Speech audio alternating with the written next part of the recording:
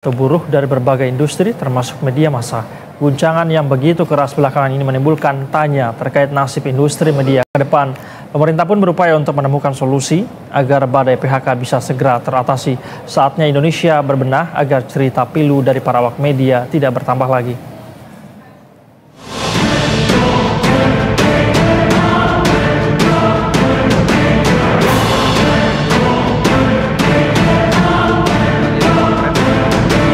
Pada efisiensi yang silih berganti, kini tiba saatnya kami semua harus berhenti. Kita tidak akan membiarkan rakyat kita tidak akan biarkan pekerja-pekerja di PHK seenaknya.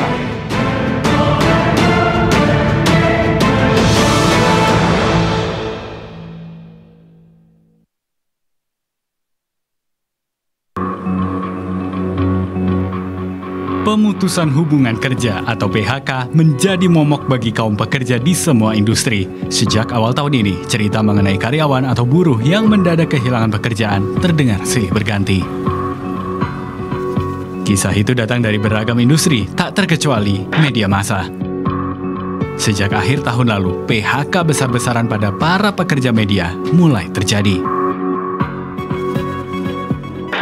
PHK besar-besaran pada mereka yang berkecimpung di industri media seperti yang terjadi akhir-akhir ini sebenarnya bukanlah yang pertama terjadi, tapi situasi ini menjadi fenomena baru di industri penyiaran. Heri Kurniawan, Ketua Umum Ikatan Jurnalis Televisi Indonesia, belum bisa memastikan apakah kondisi yang terjadi saat ini sudah mencapai puncaknya atau justru bisa menjadi lebih buruk. Jadi memang situasi yang memang bukan hal yang pertama terjadi sebetulnya dalam konteks perkembangan media massa. Cuma ini kan sekarang terjadi pada penyiaran. Oke, kenapa tiba-tiba sekarang media massa penyiaran ya melakukan PHK besar-besaran? Itu adalah fakta yang saat ini betul sedang terjadi, dan memang sekali lagi ini bukan yang pertama terjadi, sudah beberapa kali terjadi. Tapi saya pikir saat ini sudah disebut sebagai sebuah puncaknya, juga bisa kita sebutkan sebagai puncaknya. Atau mungkin malah belum sampai ke puncaknya juga. Kita nggak tahu apa yang terjadi dalam 1, 2, 3 bulan atau tahun ke depan.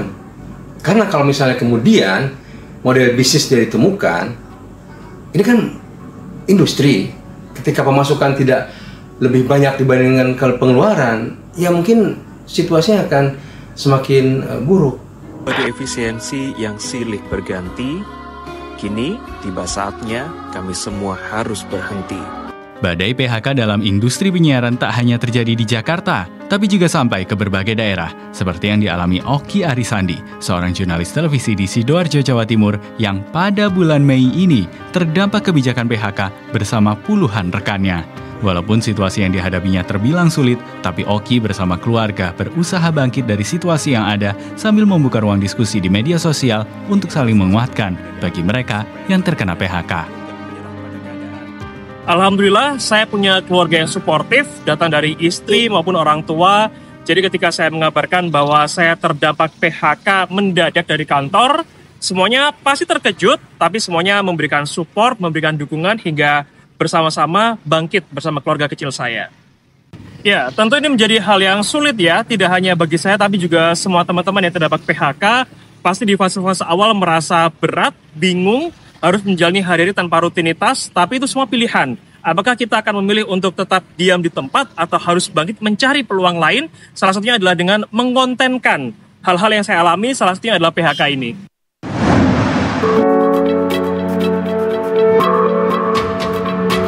Terjadinya pemutusan hubungan kerja atau PHK pada industri media menambah jumlah individu yang mendadak harus menganggur karena tak lagi bisa bekerja. Dalam waktu 4 bulan terakhir, tak sedikit PHK yang telah terjadi. Menurut Yasirli, Menteri Ketenagakerjaan, secara keseluruhan sejak Januari hingga 23 April 2025, sebanyak 24.036 orang telah terkena pemutusan hubungan kerja pada semua sektor industri. Angka itu setara dengan sepertiga jumlah PHK yang terjadi pada tahun lalu. Jadi Bapak dan Ibu, ini menarik sebenarnya. Kalau kita lihat potretnya, 2020 itu COVID ya, terjadi peak sebesar 386.000 sekian.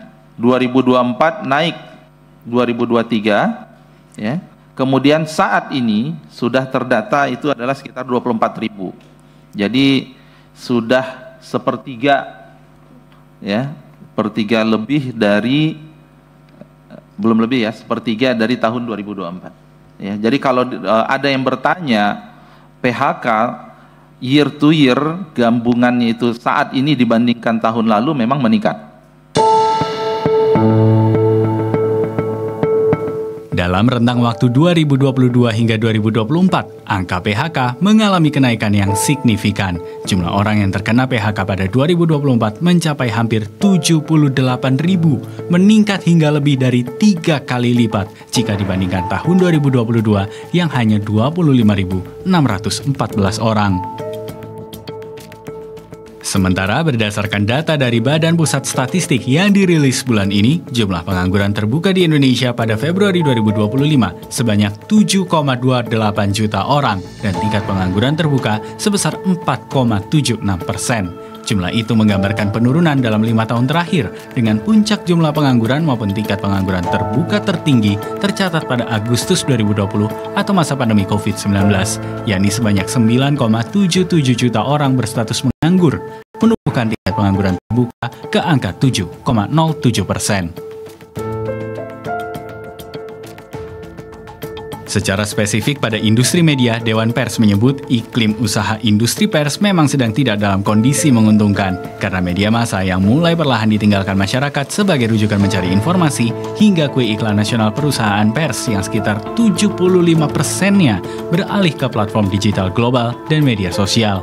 Dampaknya, jumlah insan media termasuk jurnalis yang mengalami PHK pada 2023 hingga 2024 mencapai 1.200 orang dan ini belum termasuk jumlah terbaru yang telah terjadi pada sepanjang 2025 ini. Banyaknya gelombang PHK yang menerpa insan pers dan media massa menjadi perhatian Kementerian Komunikasi dan Digital. Menkom Digi akan bertemu dengan Menteri Ketenagakerjaan untuk membahas dan menemukan solusi terkait nasib para awak media. Secara informal juga sudah menanyakan masukan dari teman-teman pers, teman-teman industri media, apa sih kira-kira yang masukan regulator itu seperti apa yang kira-kira untuk memudahkan. Pada prinsipnya memang ada disrupsi teknologi yang mengakibatkan tantangan bagi industri pers ini memang akan sangat menantang. Namun demikian tentu pemerintah harus hadir dan saat ini kita sedang mendata masukan-masukan dari industri. Beberapa asosiasi seperti asosiasi profesi itu sudah kita mintakan masukan dan kemudian nanti akan bertemu dengan Menaker. Saya minggu ini belum ketemu jadwalnya, minggu depan mudah-mudahan sudah bisa kita. Sementara itu, permasalahan PHK secara umum juga menjadi perhatian serius Presiden Prabowo Subianto. Berbicara di hadapan buruh dalam peringatan Hari Buruh Sedunia 1 Mei lalu, Presiden menjanjikan pembentukan satuan tugas sebagai bentuk kepedulian negara pada rakyatnya. Saudara-saudara sekalian, kita juga atas saran dari pimpinan buruh, atas saran dari Pak Said Iqbal dan Pak Jumbur, kita akan segera membentuk satuan tugas PHK. Kita tidak akan membiarkan rakyat kita tidak akan biarkan pekerja-pekerja di PHK-kan seenaknya.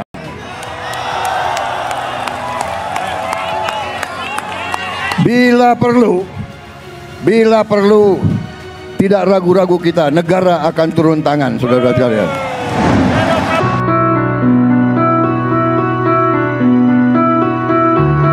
Tingginya angka pemutusan hubungan kerja yang terjadi di industri media massa belakangan ini memerlukan penanganan yang tepat oleh pemerintah. Trubus Rahardiansah, pakar kebijakan publik Universitas Trisakti menyebut salah satu kebijakan yang bisa diambil adalah dengan memberikan insentif pajak bagi industri penyiaran yang telah berperan signifikan dalam membantu memberikan edukasi publik terkait kebijakan pemerintah. Sebenarnya pemerintah bisa saja mengurangi ini atau membebaskan pajaknya juga, Mas. Jadi mengurangi insentif pajak. Jadi pajak retribusinya. Jadi pemerintah selama ini kan mengutip pajak terhadap televisi-televisi swasta itu cukup tinggi sekali, Mas. Jadi banyaknya iklan. Nah, menyebabkan mereka tidak mampu secara berkelanjutan untuk istilahnya mengemban amanah sebagai pemberi informasi kepada publik. Karena fungsinya sangat besar. Kalau lihat fungsinya sih sangat ini, Mas, sangat signifikan dan strategis ya. Mereka memberikan informasi publik, kemudian juga edukasi publik dalam hal ini terkait dengan kebijakan-kebijakan yang dikeluarkan oleh pemerintah. Trubus menyebut industri televisi dalam era digital juga diharapkan pada perubahan perilaku konsumen yang mengalami pergeseran dalam mencari hiburan atau informasi. Dengan berbagai tantangan yang dihadapi, pemerintah diharapkan hadir melindungi para pelaku industri media dalam bentuk pendampingan hingga advokasi. Memang di situ yang penting itu negara hadir, menurut saya pemerintah yang memang harus memberikan. Jadi negara-negara yang selama ini katakanlah demokratis semuanya menyerahkan pada swasta, akhirnya juga negara turun tangan, Mas, hadir. Jadi negara itu mendampingi, mengadvokasi, memberikan perlindungan, memberikan kepastian itu. Dan menurut saya juga perlu dipikirkan juga, misalnya negara itu juga ada dunia televisi itu juga nggak perlu dibatasi, tapi juga ada aturan main yang jelas gitu loh, Mas. Jadi nggak sembarang orang mendirikan televisi, mendirikan studio misalnya seperti itu. Jadi media massa punya peranan yang penting agar informasi untuk masyarakat tersampaikan. Tapi kini, mereka yang menggantungkan hidup dari industri penyiaran tengah terjepit di tengah ketidakpastian. Hadirnya pemerintah untuk menciptakan iklim kompetisi yang lebih sehat diperlukan sebagai bentuk nyata perlindungan negara kepada setiap insan yang hidup di dalamnya, termasuk bagi mereka, insan media massa. Tim Liputan, Berita 1.